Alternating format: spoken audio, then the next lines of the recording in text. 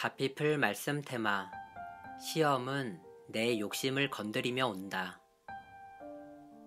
상황이 발생하고 사람들이 보이고 그에 따른 반응이 있고 상처가 남는 시험의 결과가 내 삶에 늘 있었다.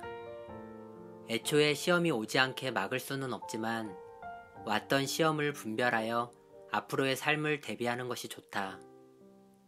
첫 단추가 중요하다. 시험을 분별하여 시험에 맞게 대응했는지 잘 살펴야 한다. 시험인 줄 모르면 계속 속게 된다. 처음부터 혹시 시험이 아닌가 하고 생각했는지, 시험이라면 그에 맞게 믿음으로 대응을 했는지 등을 점검해야 한다. 낙담하고 상황을 원망하기 전에 항상 시험에 대응하는 첫 번째 분별을 점검해야 한다. 만약 놓쳤다면 다음에는 깨어 살펴야겠다고 다짐하며 생각을 정리해 놓아야 한다. 나중에 시험에 속았다는 것을 알면 이를 갈게 된다. 그래서 누가 시키지 않아도 열심히 주의를 기울인다. 속아서 당하는 것만큼 화나는 일은 없다. 만만하고 속이기 쉬운 사람인 호구 고객, 즉 호갱이 되면 정말 화가 난다. 내게 자주 오는 시험이 있다. 시험이 의도를 달성할 수 없을 때까지 상황을 바꿔가며 계속 올 것이다. 그러나 시험에 맞게 대응하면 사라질 것이다. 자주 오는 시험은 내 욕심을 일정하게 건드린다. 내 욕심이 반응하도록 온다. 그래서 시험에 반응하는 내 욕심을 살펴야 한다. 그러면서 낙담하지 말아야 한다. 사람은 누구나 연약하기에 해결되지 않은 욕심이 있다. 또 나이가 들고 그 상황이 되어야만 나타나며 필요한 욕심이 있다. 자신이 천사라고 생각하면 실수한다. 자신의 욕심을 알고 시험에 반응하는 욕심의 내용을 알면 다음에는 보다 효과적으로 시험에 대응하게 될 것이다. 나아가 시험이 일으키는 결과를 잘 살펴야 한다. 시험이 오면 사람이 떠나거나 원망을 듣거나 평판이 나빠진다. 항상 그런 것은 아니지만 예수님을 따를 때 사람들에게 미움을 받을 수 있음을 알아야 한다.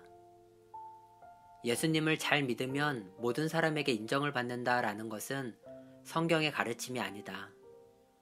심지어 성경은 마지막 때에 우리가 모든 사람에게 미움을 받을 것이라고 말씀한다. 물론 성경은 사람들에게 좋은 평판을 받아야 한다고도 말씀한다. 교회의 지도자를 세울 때는 칭찬받는 사람, 외인에게서도 선한 증거를 얻은 사람을 세우라고 하셨다. 디모데전서 3장 참조. 시험이 올 때 사람들에게 받았던 인정이 사라지고 원망을 들을 수 있다. 그런 일에 당황하지 않고 계속 예수님을 따를 수 있게 준비해야 한다. 사람들의 인정에 일희일비하지 않아야 한다. 사람들이 따라야 내가 일할 수 있는 것이 아니라 예수님이 써주셔야 일할 수 있다. 사람들의 원망은 일시적이지만 예수님의 인정은 영원하다. 사람들을 의식하여 결과에 괴로워하고 내가 원하는 결과를 이루려 했지만 실패했던 지난 시간을 반복해서는 안 된다. 반드시 예수님이 나를 높여주실 것이라 믿고 그분의 때를 기다리자. 결과는 반드시 바뀐다. 조급해하지 말고 시험이 물러가고 예수님이 역사하시는 때를 기다려라. 시험인 줄 알고 분별해야 조급함을 버릴 수 있다. 시험이라면 내가 급하다고 해서 쉽게 해결되지 않는다. 인내는 무조건 참는 것이 아니라 시험을 분별하는 데서 오는 지혜이다. 결과는 예수께서 결정하신다. 결과를 바꾸는 것이 시험이 아니라 내 믿음이 되어야 한다. 과거의 결과를 두려워하지 말고 상처로만 기억하지 말고 믿음으로 새롭게 할 수 있다는 강건함을 가져라. 과거에는 교회에서 무슨 일이 일어나면 두려웠다. 사람들이 떠날까봐, 나를 원망할까봐. 지금도 쉽지는 않지만 다른 마음이 생겼다. 두렵지 않다. 교회는 예수님이 주인이시니 주인이 결정하시는 대로 될 것이다.